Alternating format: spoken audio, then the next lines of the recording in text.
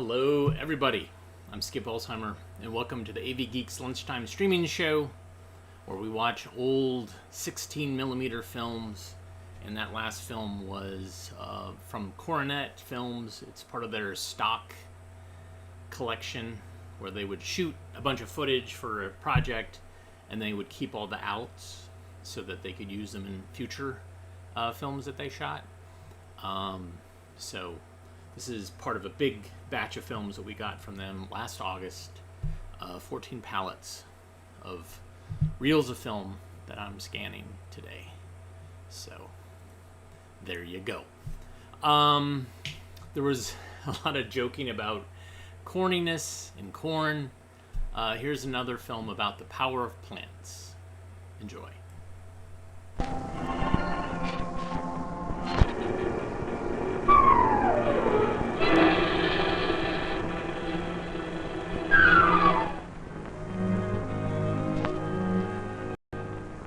The mysteries of nature are fascinating. Thousands of books have been written in an effort to explain these mysteries.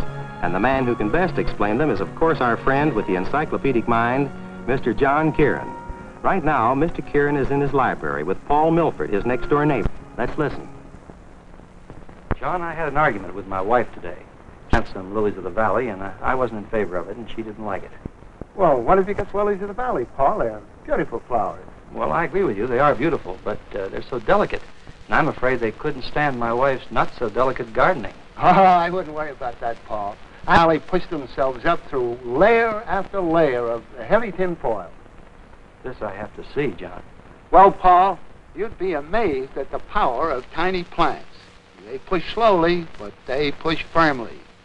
That's another one of the myths of nature. Now we're going to see a demonstration of the power in plants. Come to think of it, every growing plant is a power plant. Now you take these sunflowers. Here's one of them blossoming very quickly before your eyes here through time-lapse photography. That would take days out in the sun, but here it happens very quickly. Well, it takes power to hold those big sunflower heads up in the air on those stalks. And let's see where this power comes from. The wind blows them about and the rain pelts down on them, but still they stand up. We'll cut down through this stalk and see what does it. The center is hollow, that saves material, but the outer rim is made of stiff fibers. Those are very strong, and that's how this plant manages to stand up as we saw it. Now this waving field of grain or grass may lift 6.5 tons of water in a single day in the growing season. That takes power to lift all that water. And it takes power to hold all the wood in great trees. There may be tons of wood in a tall tree. It takes power to hold it up there. Here's a plant fiber. We attach the upper part to a clamp and tie a platform to the bottom.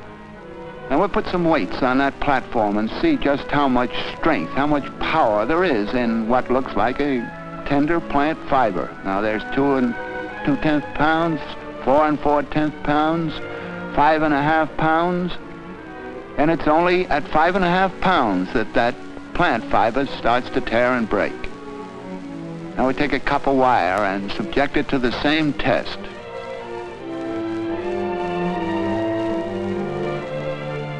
That's 2 2/10 pounds, 4 4/10 pounds, and there goes the copper wire. And I'll bet you thought that the copper wire was much the stronger.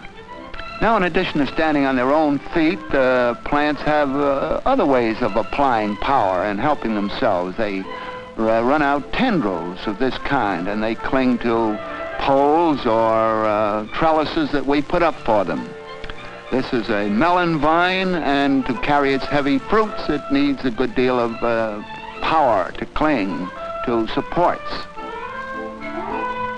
In this case, it's a heavy melon which is being held up by those tendrils, and also where it joins the main trunk of the very strong stem, a further application of power in plant. Here's a stone being lifted by...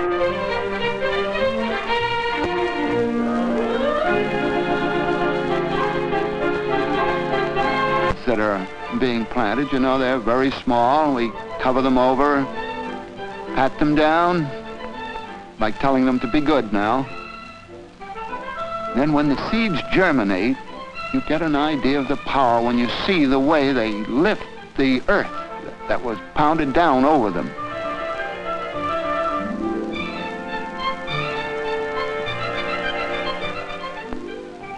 This time-lapse photography has its humorous aspects, of course. Now there are germinating seeds in that pot there, and we put a sheet of glass on it, and you notice how the seedlings, as they arise, you just lift that glass off very easily.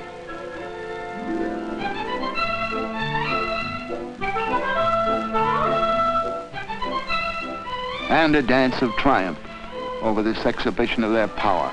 We put weights on the glass. Still doesn't do any good. The plants have too much power. In this case, you'd almost think they had some intelligence, too. They shove the weights off first and then go to work on the glass.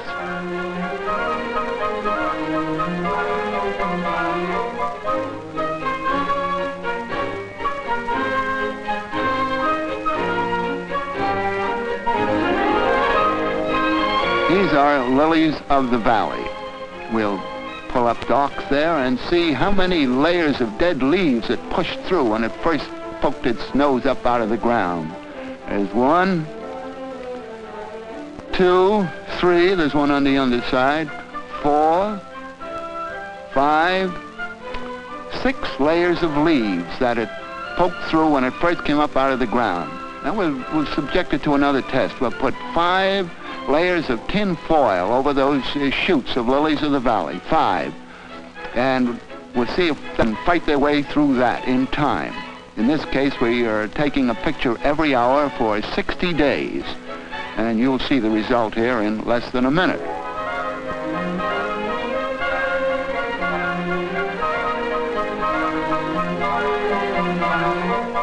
Well, now you see the shoots of the lily of the valley are poking through 5 layers of tin foil, proving that Lily of the Valley is really a very strong-armed girl. Looks like a birthday cake.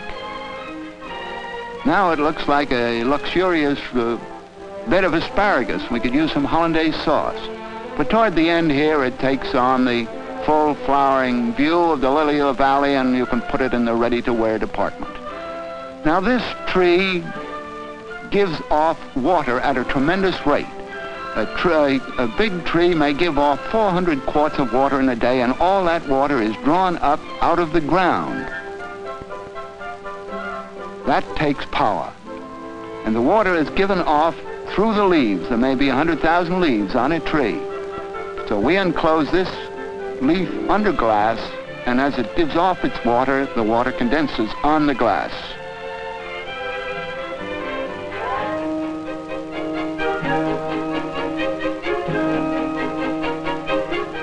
Now, to prove the power of a growing plant, we put this growing plant in a tube and let its root go down into a tube full of water, and the water is based on a column of mercury. Now, as the plant draws water up out of the tube, the mercury, the rising mercury, shows how the water is being lifted by the growing plant above.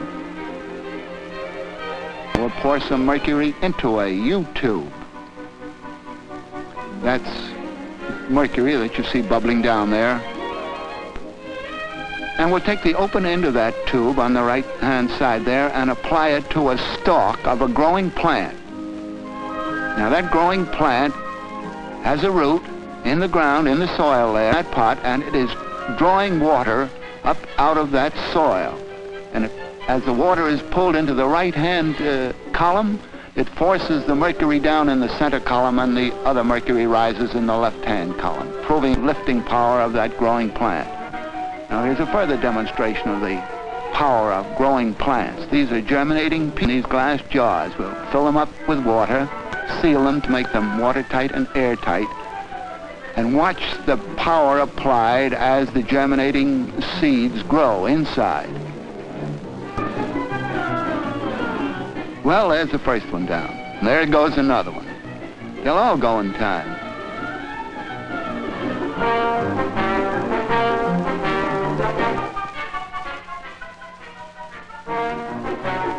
You couldn't get a higher casualty rate in here if you rolled a bowling ball right down the middle. And you know it takes power to roll a bowling ball along.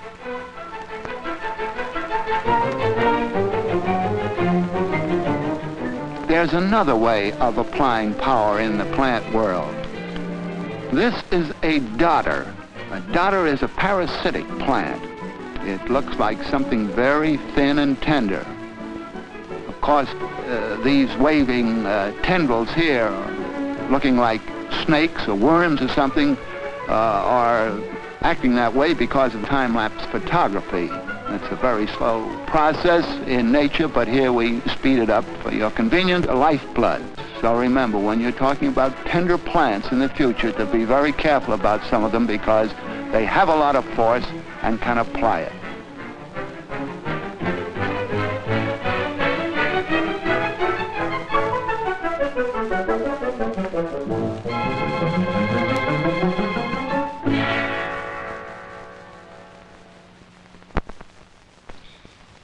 And that ends this trip, Paul. But next week, we'll find ourselves exploring things in a far, far different place through the kaleidoscope.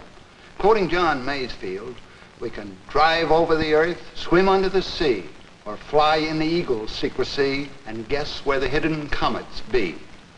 That's the wonderful thing about my kaleidoscope, Paul. You never know where we'll turn up next.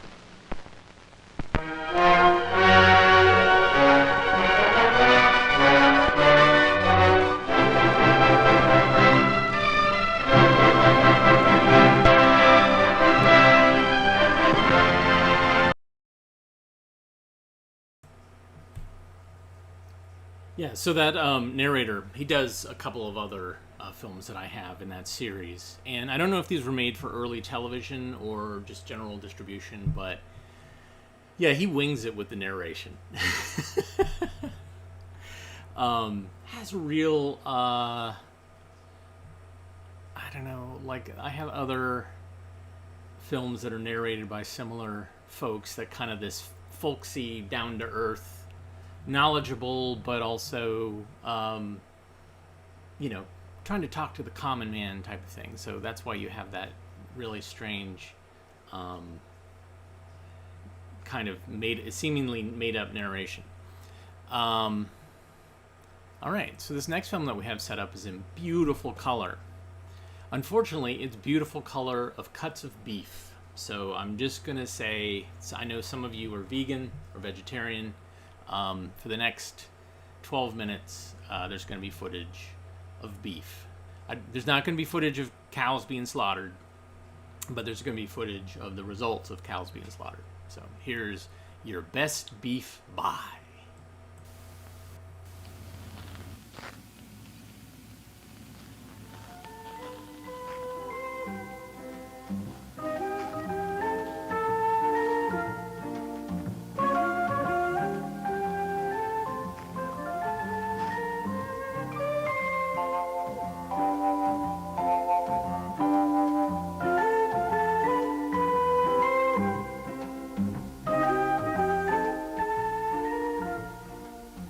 There's nothing quite like the taste of beef. A thick, juicy steak. Perfectly cooked. Succulent. Enough to satisfy anyone's palate.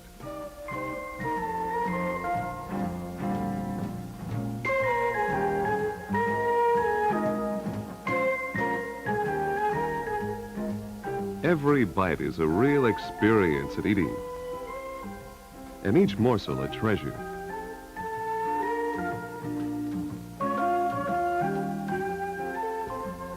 The neighbors are also having a backyard cookout.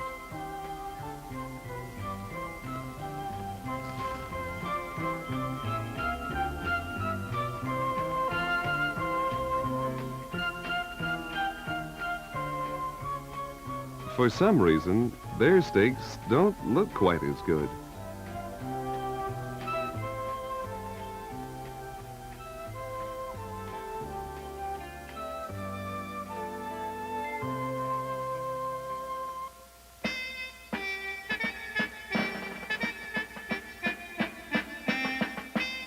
They seem tough and dried out. and they don't seem to taste as good.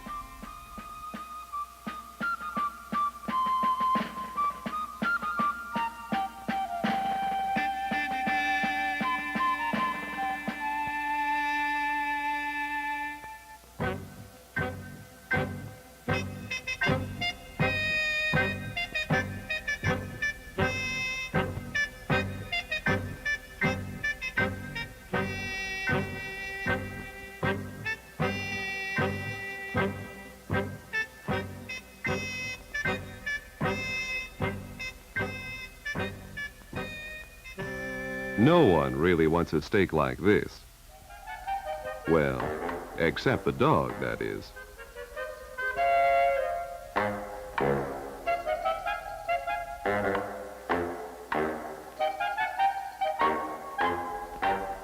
Why did this housewife buy beef that didn't please her family,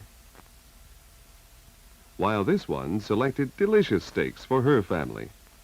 The answer is easy. She knows how to buy beef. She doesn't. But why do you have to know how to buy beef?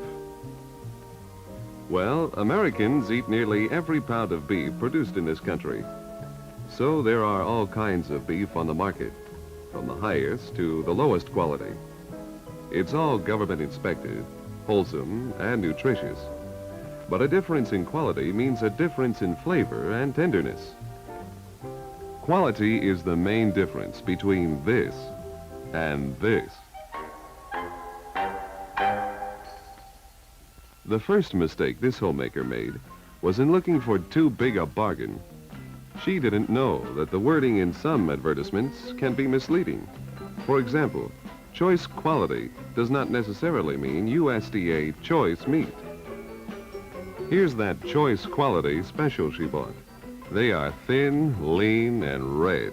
She's heard it's important to buy lean, red meat.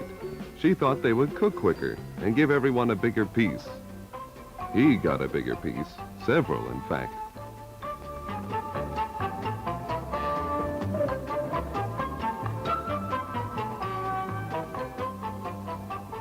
A quick course in how to select the best in beef can keep the same mistake from happening again. First of all, high quality and good prices very often go together. Many of the best stores try to encourage regular customers by offering high quality beef at reasonable prices every day of the week. And they age it properly to ensure better taste and tenderness.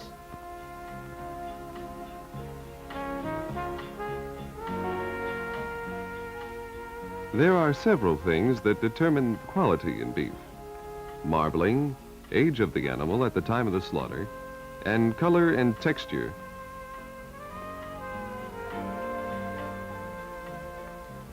Here's some beef that's nearly ideal. But if you can't find exactly what you want, ring for the butcher. Many American shoppers tend to have their beef cut too thin, thinking it will go farther. Actually, though, a pound of thick-cut beef will weigh more after cooking than the same weight of a thinner slice. That's because the thick cut loses less juice during cooking. It will taste better, too.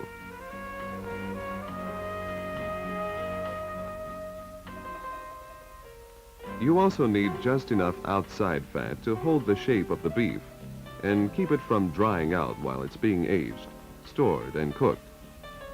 Marbling refers to the flecks of fat interspersed throughout the meat. It adds juiciness, taste, and tenderness to the beef. The smaller the flecks and the more evenly distributed they are, the better the beef. Most of the flavor and aroma comes from the fat. A solid red piece of meat won't have as much taste. If the color is rich and red, and the texture is fine, smooth, and firm, then it's good eating beef. A lower quality piece of beef is dark, coarse, and watery looking. The United States Department of Agriculture does a lot to help you select the kind of beef you like best. They do this by grading beef carcasses for quality at the request of the packer. Young, well-marbled beef like this earns the USDA Prime grade.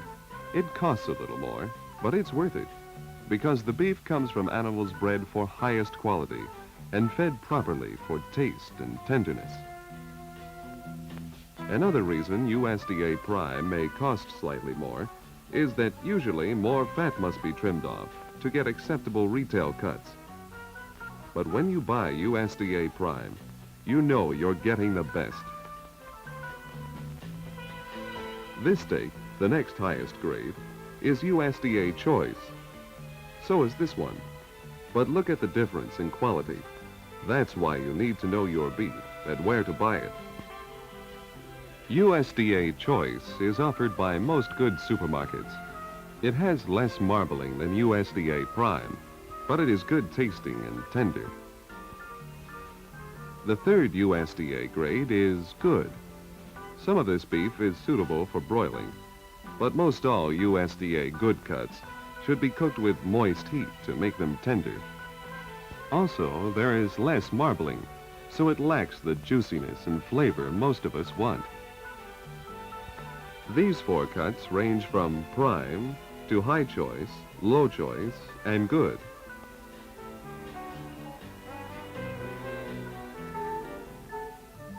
So once you've selected some tender, thick, juicy steaks, the next step is to cook them. And proper cooking is just as important to the taste of beef as proper selection.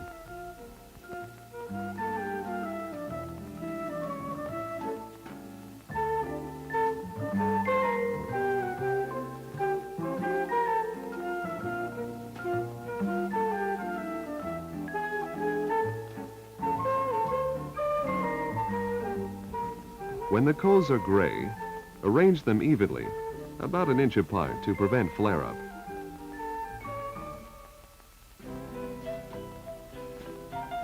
Have the steaks at room temperature and arrange them on the grill. Keep them 3 or 4 inches from the coals. And cook about 10 minutes per side for a medium done, 1.5 inch thick steak.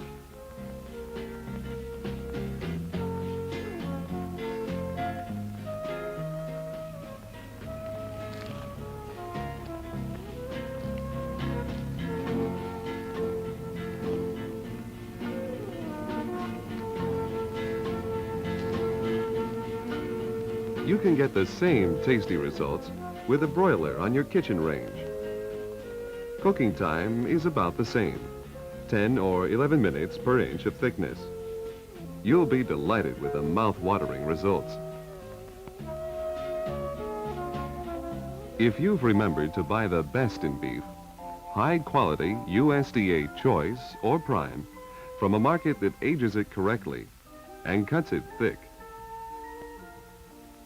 And if you cook it properly, whether on an outdoor grill or in a gas or electric range, then you'll come up with family-pleasing results that just can't be beat.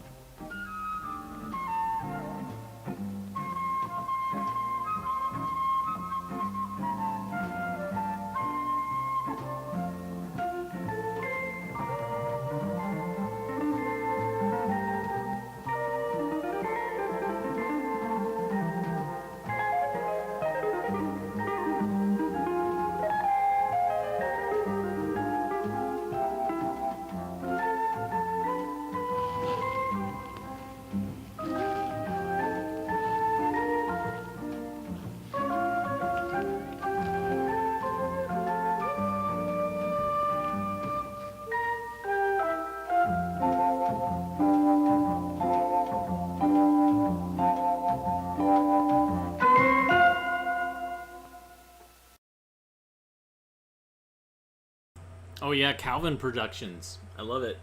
Calvin Productions, of course, made a lot of those management films, the Alcoa management films that always end in a question for the manager to answer about working with women or working with problematic employees. Calvin also made Freeze-In, which was a very ill-conceived Laugh-In ripoff about Kenmore freezers. and made a bunch of industrial films, including making spoof industrial films, because they would do a workshop every year for filmmakers where they would go through and teach how to do industrial filmmaking, and every year they would have a spoof. Your Name Here is one of them. It's pretty great, and we've shown it on here. It's time to watch something that I have set up on the... I always get this wrong. On the telecine behind me. Telecine is a device that we use to transfer film to video, and most of what we've seen thus far has been stuff I already transferred earlier, but I like to pull stuff off the shelf that we haven't seen and watch it live. So this next film is Shelter. I believe it's the 3rd edition. Encyclopedia Britannica had a very long history of making educational films, and actually acquired films from other companies from the 20s, from the 30s, I think, 40s. Irpy is one of them, and Eastman Teaching Films, and then they just made them into Encyclopedia Britannica films. So you'll get 3rd versions or 4th versions, whereas Cornet, you might get a 3rd version, because they didn't really get started until the late 40s. So here is Shelter. Enjoy.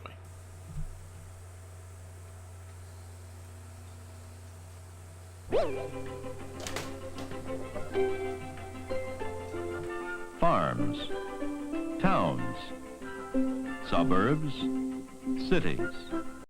Many different communities with many different kinds of shelter.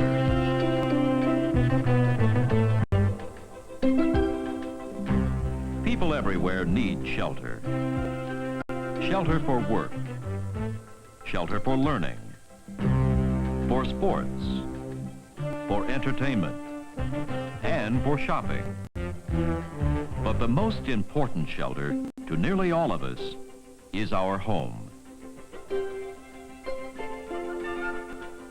We live in different kinds of homes.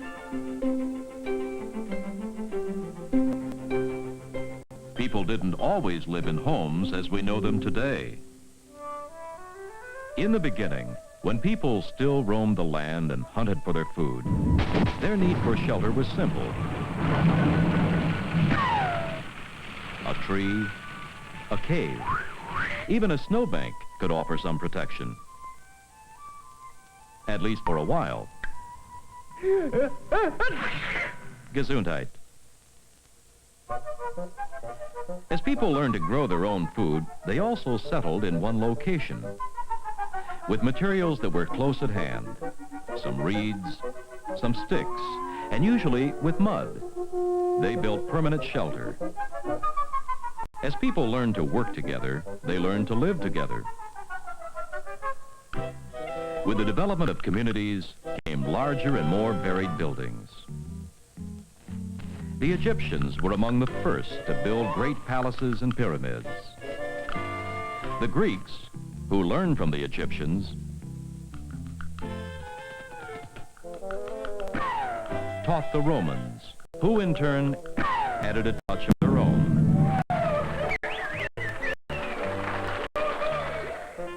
As the Roman Empire grew, so did trade. Trade brought wealth. It sometimes brought war.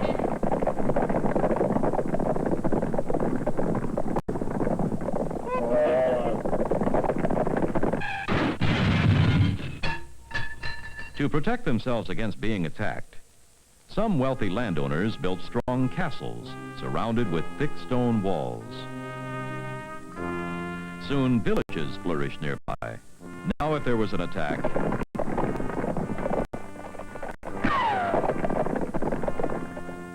the castle could offer protection and safety for everyone. As villages grew into towns, and towns became walled cities, living conditions sometimes became difficult and crowded.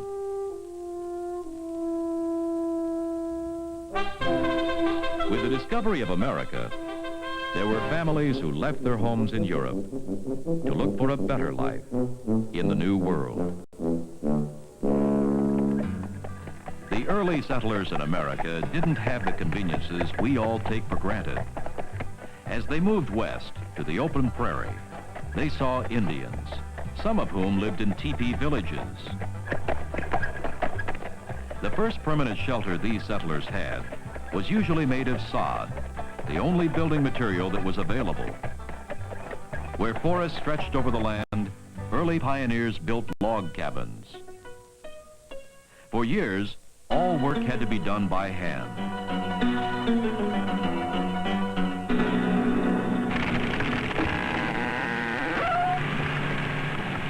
Today, trees are harvested with powerful machines.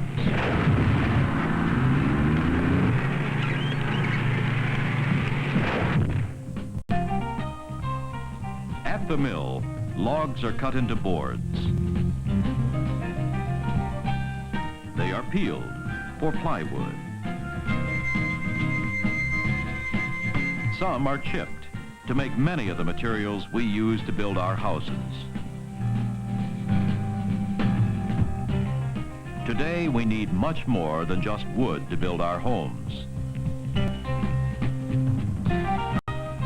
There is sand to make concrete, and glass, clay to make bricks, crude oil for shingles, for plastics, for pipes, sealers, and for paints. There is iron for steel and nails, copper for electric wiring, and aluminum for gutters and siding. Hey, there's my dad!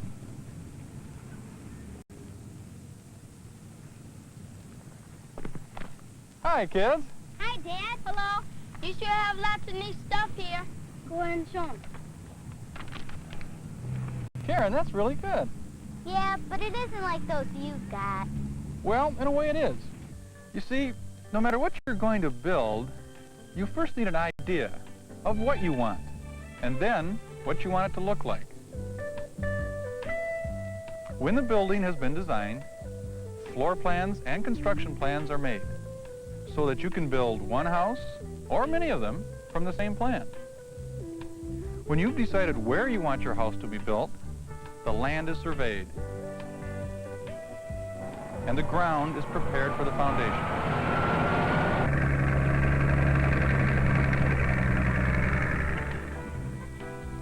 With a solid foundation, the sides of the house go in place.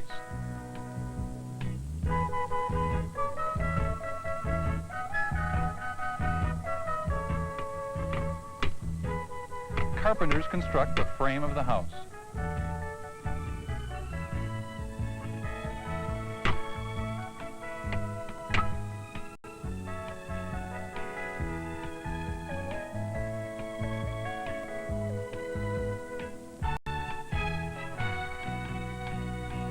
The roof is finished.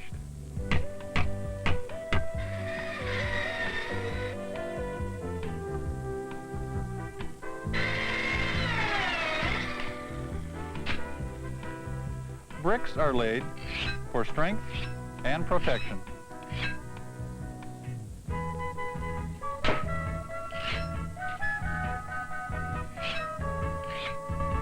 Plumbers install pipes for water.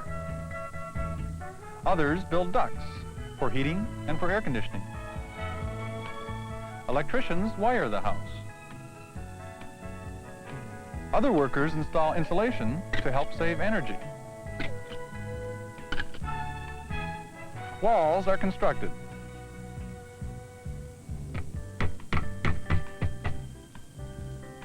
All finishing is completed before painters give everything a bright protective coat. And there it is, your new house. Wow! Well, it takes a lot more time than that to put a house together. Boy, it sure looks like your drawing. Yeah, when can we move in? Not until we connect the utilities. Utilities? Yeah. How you gonna cook dinner without water? Yes, and operate all the other appliances. Then the sewers have to be connected, refuse has to be collected. All kinds of services have to be supplied by the community before we can live in the house. People choose homes for their families because of where they want to live and work. In farm areas, where land is needed for crops and animals, people live far from their neighbors. Small towns often provide many of the farmers' needs. Some people who work in large cities choose to live in suburbs, communities that have grown up nearby. Other people prefer to live in cities, sometimes in houses or in apartments where many families may live in one building. But new kinds of shelter are needed to meet new needs. Special designs and building materials are needed to save energy. Energy from the sun will help us light, heat, and cool our homes. Whatever types of shelter there may be in the future, shelter will always be a basic need.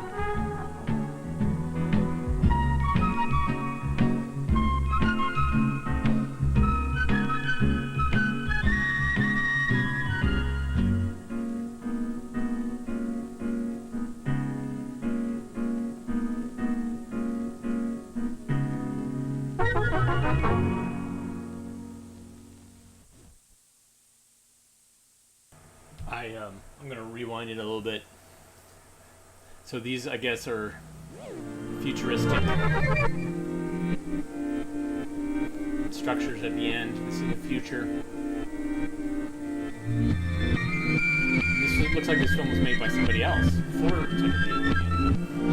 So the future is all about monorails. I'm just going to go ahead and say it. The future is monorails. And I don't know where that is, but it's hooking up to a Hyatt Regency. Encyclopedia Britannica was based in Chicago, or it still is based in Chicago, actually. When I was in Chicago about a month ago, I actually didn't know it, but I actually went past where they are based. The Mercantile building. But no, that's not a Disney World monorail. Somebody just kind of put that out there. Okay. Dearborn, Michigan. Okay.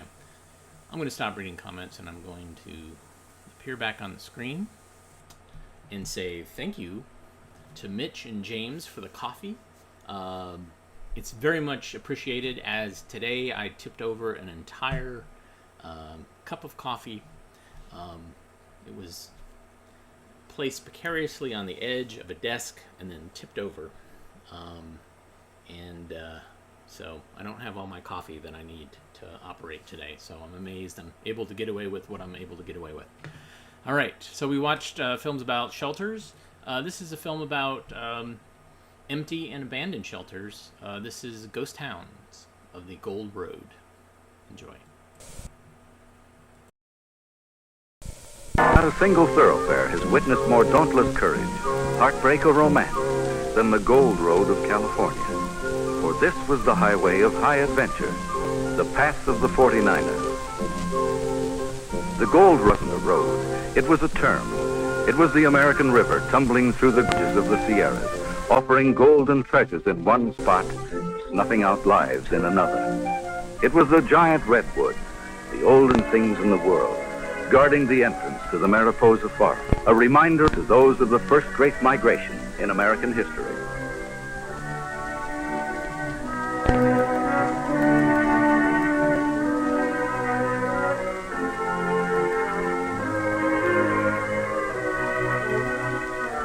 The Gold Road was made of the huge strata of glistening quartz like this, offering fortunes to the first men who would swing a pick to the end of the rainbow.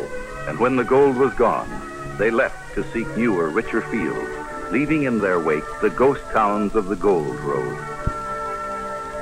The Gold Road led through such towns as Big Oak Flat, which had many blacksmith shops and the prices were. Big Oak Flat also boasted a relay depot for the famed Wells Fargo Express.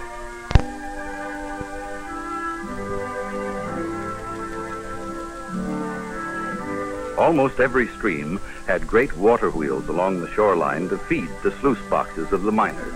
Some of these wheels are still standing as reminders of the past.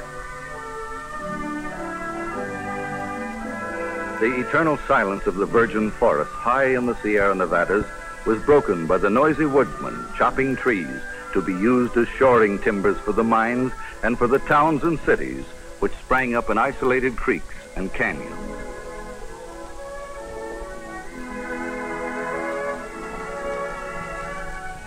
The Gold Road was a raw, direct way of life. For instance, an alleged horse thief was taken from this cell and hanged. Later, it was discovered that someone else had stolen the horse, and the unlucky victim's grave was decorated with the epitaph, "By mistake, the joke's enough." It was here, too, that a minister prevented the lynching of at least one innocent person who was suspected of trying to set the town on fire. The parson proved that the man was only trying to light his pipe.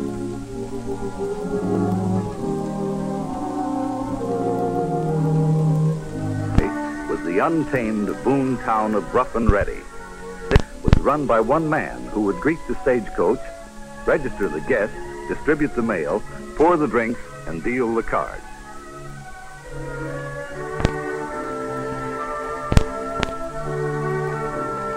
A toll was charged from this very house upon every man, woman, and child for the privilege of passing through the town. When the United States Marshal challenged their authority, the citizens threatened to secede from the sovereign state of Rough and Ready. The now quiet village of Placerville was once the liveliest and wildest town along the Gold Road and bore the name of Hangtown. Bands of outlaws virtually took over, almost outnumbering the lawful citizens. This sawed-off shotgun was carried by the stagecoach guards on the Hangtown to Virginia City run, and these notches on its handle are proof that it was used many times to protect the gold shipments. Finally, every townsman went armed with a six-gun. Lynchings became a daily routine, and thus Hangtown got its name.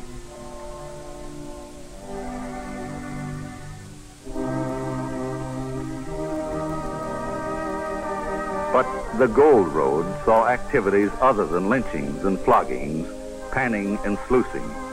It saw John M. Studebaker, one of the early settlers of Hangtown, start a fortune by making a wheelbarrow.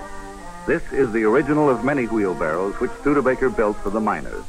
During his stay in Hangtown, he stuck to his trade instead of mining for gold. The money he made from building wheelbarrows later enabled him to open his wagon and buggy factory at South Bend, Indiana. With the same foresight that Studebaker showed when he opened his little wheelbarrow shop, he later saw the possibilities of the horseless carriage and began the manufacture of the automobile, which still bears his name.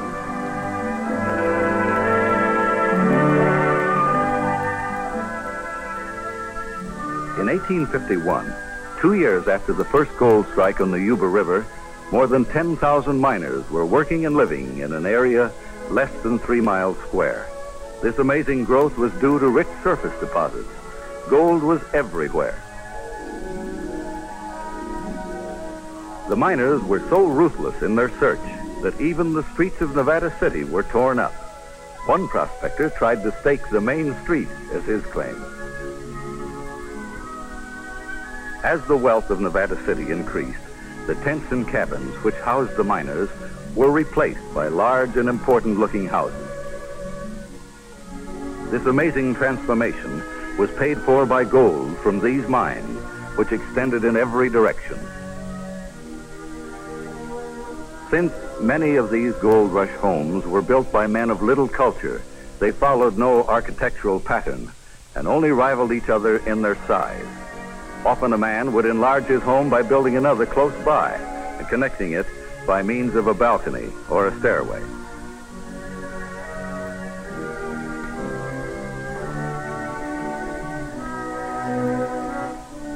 Although most of these homes are in ruins today, their windows once were draped with fine curtains, and they were ablaze with light, while outside and the rumble of wagon wheels as an endless train of hopeful settlers moved westward. In 1859, history was made in this office. assayers examined a piece of ore which marked the discovery of the fabulous Comstock lode, one of the world's greatest gold strikes. Many houses in Nevada City were built of stone or adobe with heavy iron doors to protect them from fire. It was thought that stone and iron would make the buildings fireproof until 3 men made the mistake of staying indoors during a blaze. When the fire had burned itself out, it was discovered the brick walls and iron door had made a perfect oven, and the men had been roasted alive.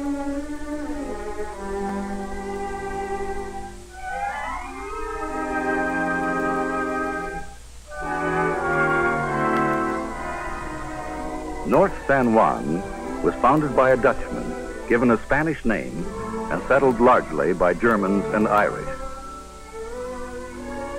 These few scattered buildings scarcely suggest that this city once boasted a population of 20,000 people.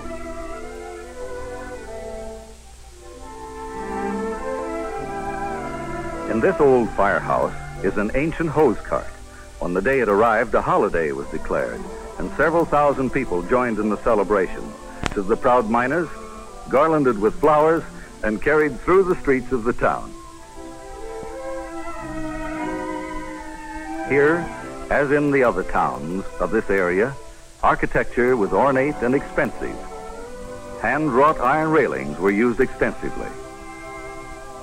One of the earliest mining camps was the nearby city of Auburn. After the first gold strikes in 1848, hordes of miners and adventurers poured into the camp, and a city of 15,000 sprang up. In an election of 1850, Auburn became the seat of Sutter County. 5 roads led into Auburn, and they all ended at Main Street.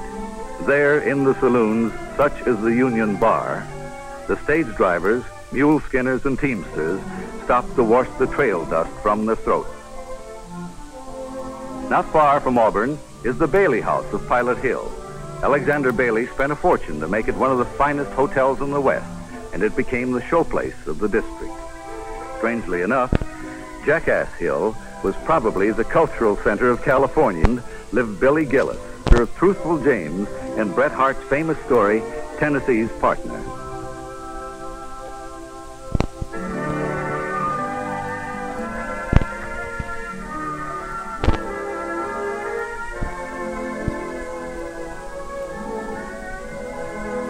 Where the Gold Road twisted and turned along mountainous crests, there occurred the greatest single tragedy of that era. High on Donner Pass is this monument where 44 out of 85 members of the Donner Party perished from cold and hunger, while the survivors huddled together in crude cabins built on the flat.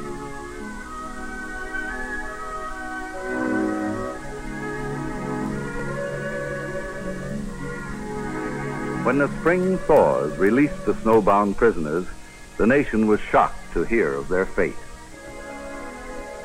But countless thousands of other hopefuls immediately set out to follow the same trail because it led to California's gold.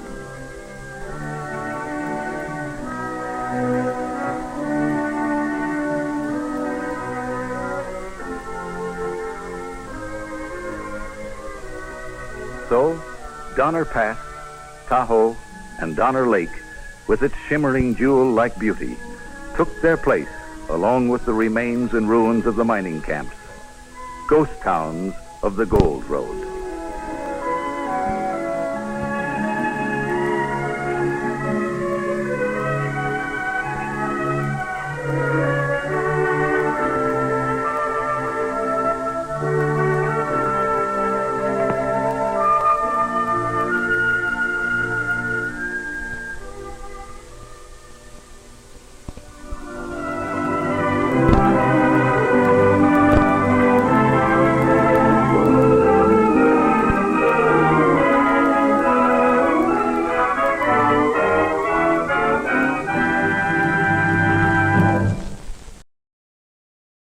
So that production company, Simul Maservi, I'm not sure how to pronounce that. Anyways, they did a lot of,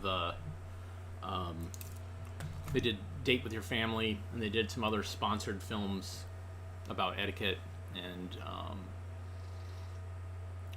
things along those lines. And this, I believe, was a TV series. It was pitched as a TV series. I have other films in this collection. Anyways, got another film set up for the telecine. And this is part 2 of what we saw yesterday. The Golden Years was about the new Brunswick Golden bowling equipment. And this one is made for people who want to bowl. And it's teaching it's written on the can, Fundamentals of Bowling. I don't know what the title is. The title was clipped off. So here it is. Let me change the title. Fundamentals of Bowling. I know you guys love hearing somebody type. Here it is. Enjoy.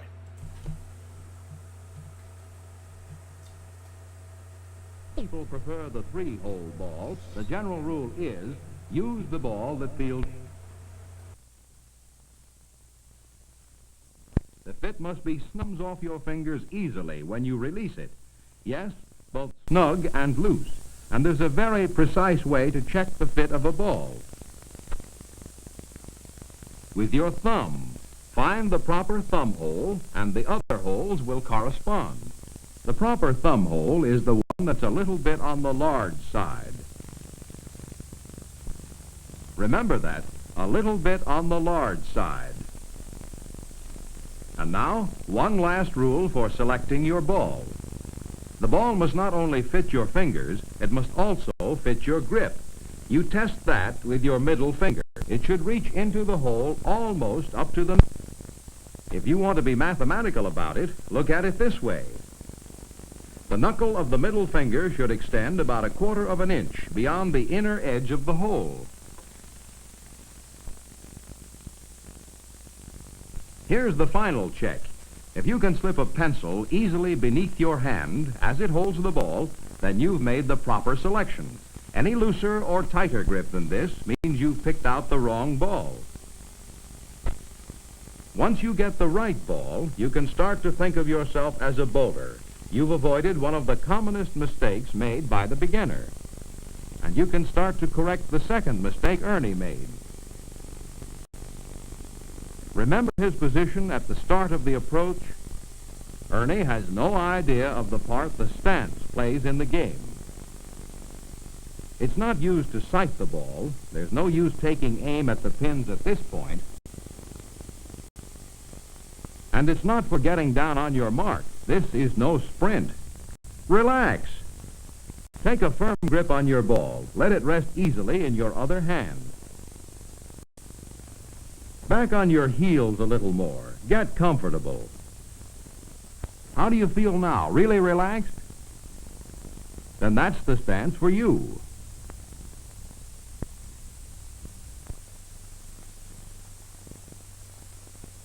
A shorter man might prefer a half crouch. It gives him better control over the ball when he starts his swing. There's the stance for Johnny. And this is the one for Ruth. These 3 are the most common stances used in bowling. The beginner ought to try all 3 to find out which, for him, is the most relaxed and comfortable. Hold it, Ruth, or you'll be running into the same mistake that Ernie made. The most important part of the game, the approach. Ernie's poor approach brought him into this position. The purpose of the approach is to get the ball rhythmically into motion so that it can do the rest of the job on its own. Remember, you're not throwing the ball at a target. You're simply putting it into motion. The ball will do the rest. A graceful, rhythmic swing is the best way to put a bowling ball into motion. 10 to 12 feet behind the foul line is where you take your stance. You can use any number of steps to cover this distance, but most people find that 1, 2, 3, 4 steps are the best. With each step, there's a corresponding swing of the hand. The action of the hand and feet are coordinated. They work together as a team. Do this a number of times with a skilled player. There's no better way of beginning to feel the rhythm of hand and feet working together. Now let's see what happens with each step. With the first step of the right foot, the ball should be pushed forward. Ernie's wrong here. That's better. The ball's well forward now, ready for a smooth and easy downswing. Step 2. That's a little too far. The ball should be at its lowest point. Correct. The ball is ready to begin its backswing. The arm and wrist are straight, body well balanced. Third step. Exactly right. The ball is at the highest point of the backswing. Left arm out for balance. The last step, number 4, a slide. But the arm and wrist should remain straight. That's it. Keep that arm straight as the ball comes forward for delivery. Try it again. Right foot first, ball extended, the left foot starts forward, ball at lowest point, right foot out as ball reaches peak of backswing. The ball starts down in a smooth pendulum swing. It carries the bowler into a slide. Nicely done. No use watching how many pins you hit. We'll be coming to that soon enough. Try another approach. This is the important part, putting all those steps together in one smooth, fluid action. There, now you have it. And now that you do have it, practice it. You don't need a bowling alley for that. You can use any street on the way from school.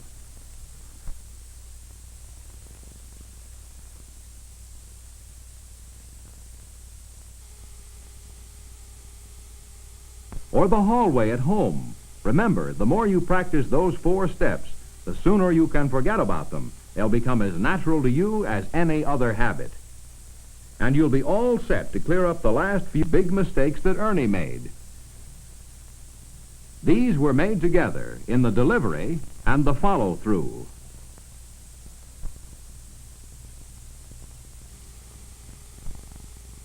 The ball is always delivered onto the alley at the same point. To tell you how to get there, let's bring Johnny back to where he started. Johnny's left foot is standing on an imaginary line that's drawn from the head pin right down the middle of the alley. Draw that line for yourself.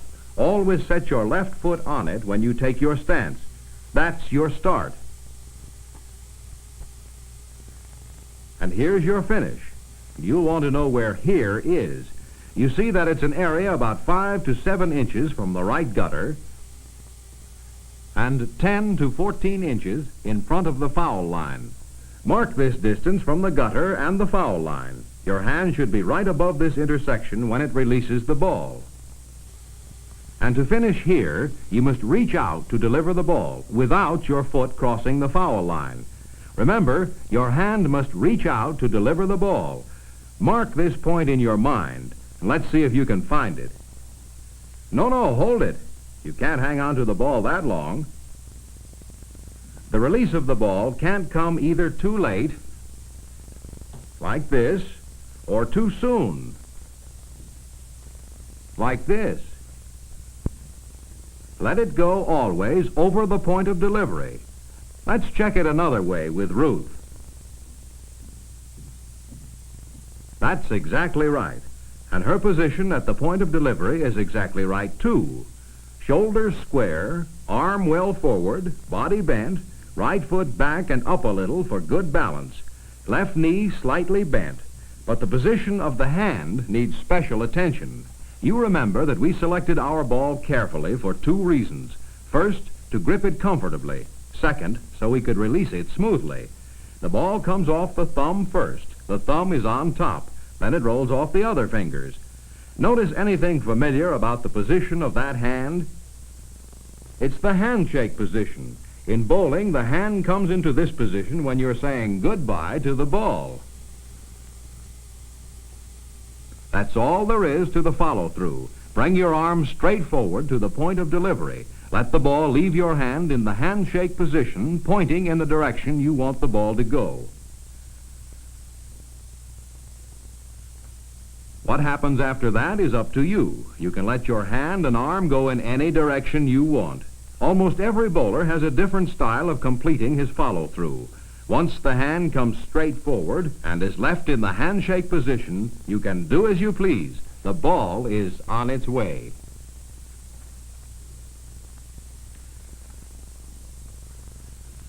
Where the ball goes depends on your aim, and that's the importance of number 6. It's a method we call spot bowling. Everything that we've covered up to now has been for one purpose, to get the ball into motion while we keep it under our complete control.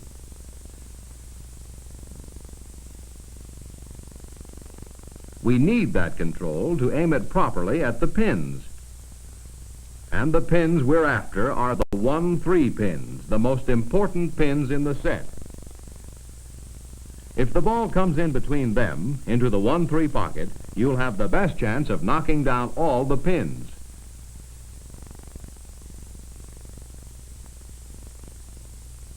The distance from the foul line to that 1-3 pocket is 60 feet. That's a long way to aim a ball. But once a line is established, we can make it a lot simpler for ourselves. If we aim for any spot on that line, a straight ball will continue on to the place we want it to go. This is the spot on the line that has been found most effective.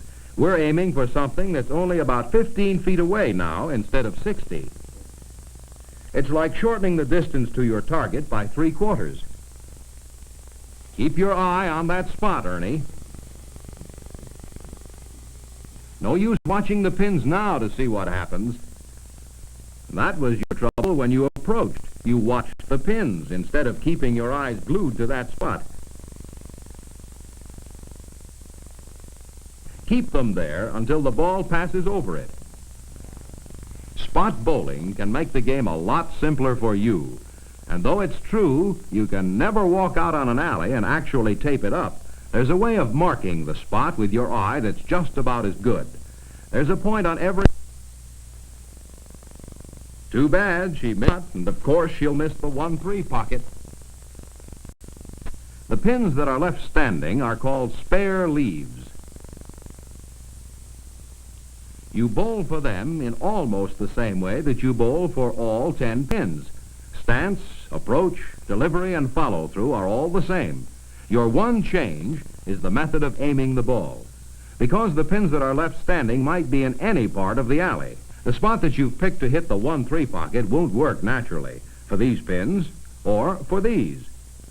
A different method of aiming the ball must be used. A basic rule is this: always use as much of the playing surface of the alley as you can. Over here, you deliver your ball from the opposite side of the alley. Use as much of the playing surface of the alley as you can. Bowl from the opposite side of the alley. Always follow that rule.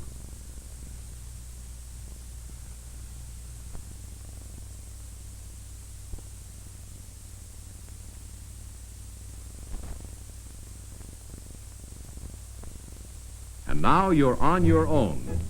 You've got the pins to yourself, that long, straight alley, the ball, and those 6 important fundamental points. Make sure that the ball you select is properly fitted to your grip. And for safety, remember, pick it up this way, hands to each side of the ball as you face the pins. Find the stance that is the most relaxed and comfortable.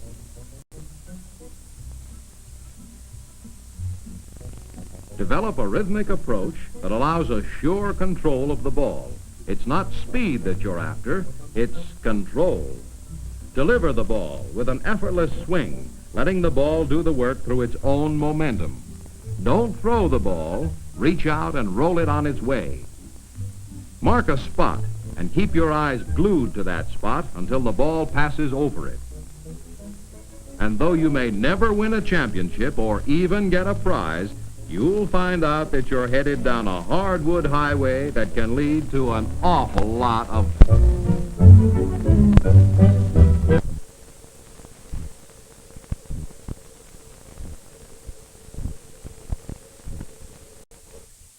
And then it just ends. So that's the thing about some of these films. And this collection, I got this film from Buffalo Public Schools.